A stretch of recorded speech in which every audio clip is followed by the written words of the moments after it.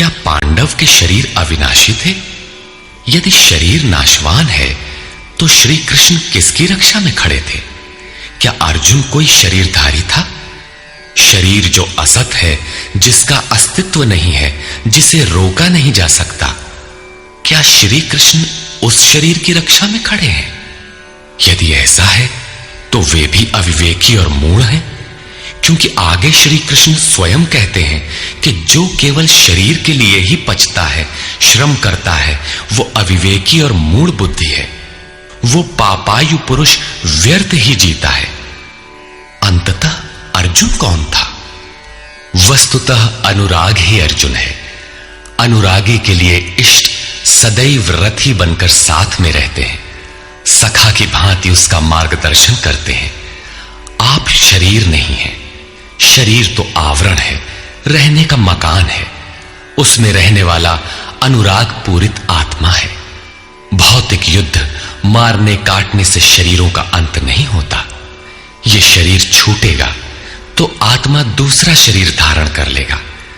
इसी संदर्भ में श्री कृष्ण कह चुके हैं कि जिस प्रकार बाल्यकाल से युवा या वृद्धावस्था आती है, उसी प्रकार देहांतर की प्राप्ति होती है।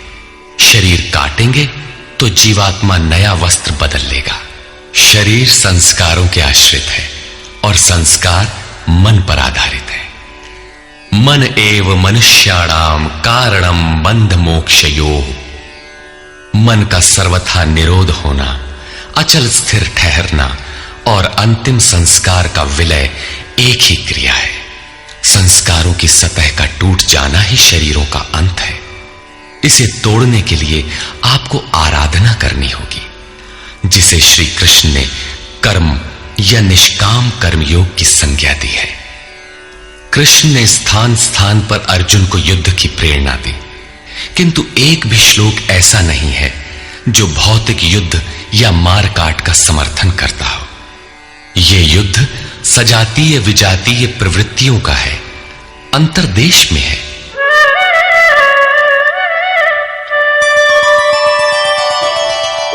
य एनं वेत्ति हन्तारम् यश्चैनं मन्यते हतम् उभौ तौ न विजानीतो नायं हन्ति न हन्यते।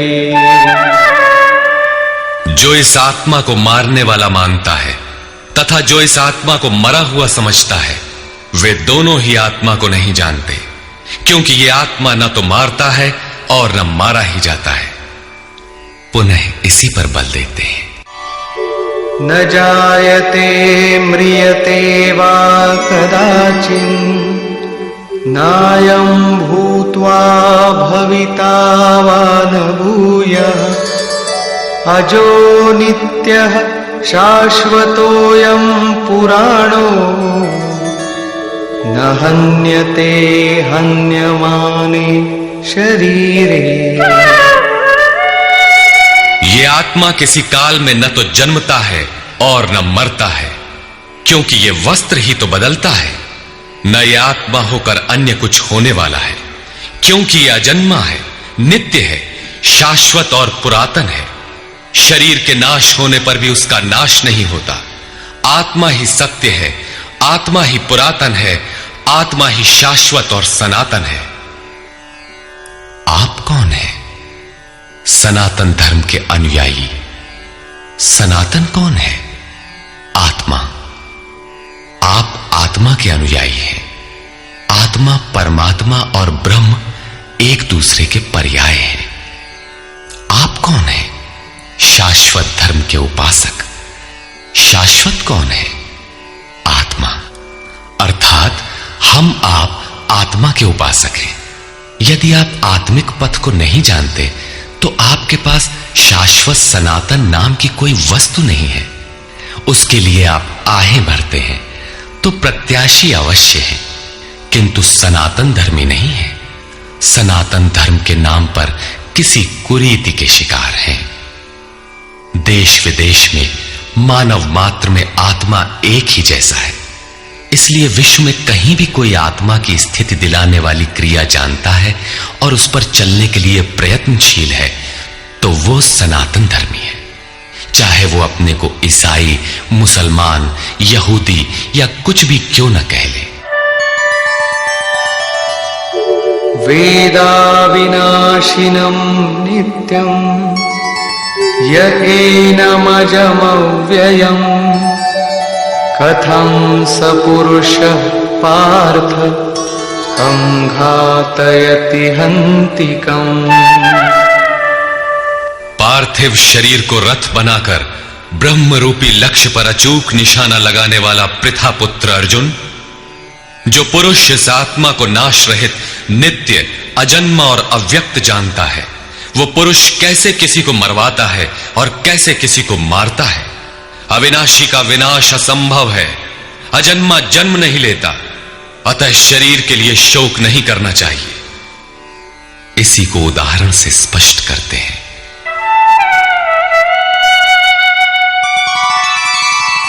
वासांसि जीर्णानि यथा विहाय नवानि गृह्णाति नरोपराणि तथा शरीराणि विहाय जीर्णान्यन्यानि संयाति नवानि देहि।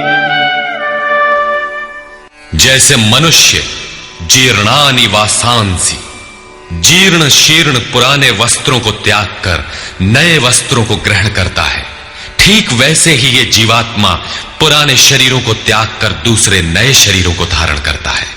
जीर्ण होने पर ही नया शरीर धारण करना है तो शिशु क्यों मर जाते हैं? ये वस्त्र तो और विकसित होना चाहिए। वस्तुतः ये शरीर संस्कारों पर आधारित है। जब संस्कार जीर्ण होते हैं तो शरीर छूट जाता है।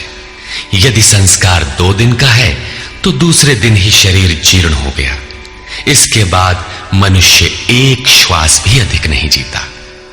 संस्कार ही शरीर है। आत्मा संस्कारों के अनुसार नया शरीर धारण कर लेता है।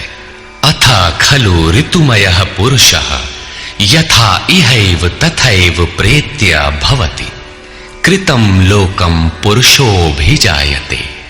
अर्थात ये पुरुष निश्चय ही संकल्पमय है। इस लोक में पुरुष जैसा निश्चय वाला होता है वैसा ही यहां से मरकर जाने पर होता है। अपने संकल्प से बनाए हुए शरीरों में पुरुष उत्पन्न होता है। इस प्रकार मृत्यु शरीर का परिवर्तन मात्र है, आत्मा नहीं मरता। पुनः इसकी अजरता अमरता पर बल देते हैं। नैनं छिन्दन्ति शस्त्राणि नैनं दहति पावकः न चैनं क्लेदयन्त्यापो न शोषयति मारुतः। अर्जुन, इस आत्मा को शस्त्रादि नहीं काटते, अग्नि से जला नहीं सकता, जल इसे गीला नहीं कर सकता और न वायु इसे सुखा ही सकता है। अच्छेद्योऽयमदाह्योऽयम् अक्लेद्यो शोष्यैव च नित्यः सर्वगतः स्थाणुः अचलोऽयं सनातनः। ये आत्मा अच्छेद्य है, इसे छेदा नहीं जा सकता।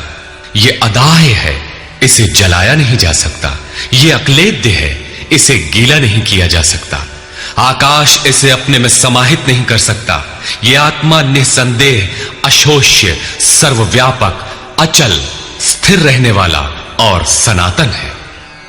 अर्जुन ने कहा था कि कुल धर्म सनातन है। ऐसा युद्ध करने से सनातन धर्म नष्ट हो जाएगा, किंतु श्री कृष्ण ने इसे अज्ञान माना और आत्मा को ही सनातन बताया। आप कौन हैं? सनातन धर्म के अनुयायी। सनातन कौन है? आत्मा। यदि आप आत्मा पर्यंत दूरी तय करने वाली विधि विशेष से अवगत नहीं हैं, तो आप सनातन धर्म नहीं जानते। इसका कुपरिणाम सांप्रदायिकता में फंसे धर्म भीरू लोगों को भोगना पड़ रहा है। जब मैटर क्षेत्र में पैदा होने वाली कोई वस्तु इस सनातन का स्पर्श नहीं कर सकती, तो छूने खाने से सनातन धर्म नष्ट कैसे हो सकता है? यह धर्म नहीं, एक कुरीति परिस्थिति थी जिससे भारत में सांप्रदायिक वैमनस्य बढ़ा और राष्ट्रीय एकता की आज भी समस्या बनी हुई है। धर्म की शरण हम क्यों जाते हैं? क्योंकि हम मरण धर्मा हैं और धर्म कोई ठोस चीज है जिसकी शरण जाकर हम भी अमर हो जाएं। हम तो मारने से मरेंगे और ये धर्म केवल छूने और खाने से मर जाएगा, तो हमारी क्या रक्षा करेगा? धर्म तो आपकी रक्षा करता है, आपसे शक्तिशाली है। आप तलवार से मरेंगे और धर्म वो छूने से नष्ट हो गया। कैसा है आपका धर्म? कुरीतियां नष्ट होती हैं, न कि सनातन। सनातन तो ऐसी ठोस वस्तु है जिसे शस्त्र नहीं काटते, अग्नि जला नहीं सकता, जल इसे गीला नहीं कर सकता। खान पान तो दूर, प्रकृति में उत्पन्न कोई वस्तु उसका स्पर्श भी नहीं कर पाती, तो वो सनातन नष्ट कैसे हो गया?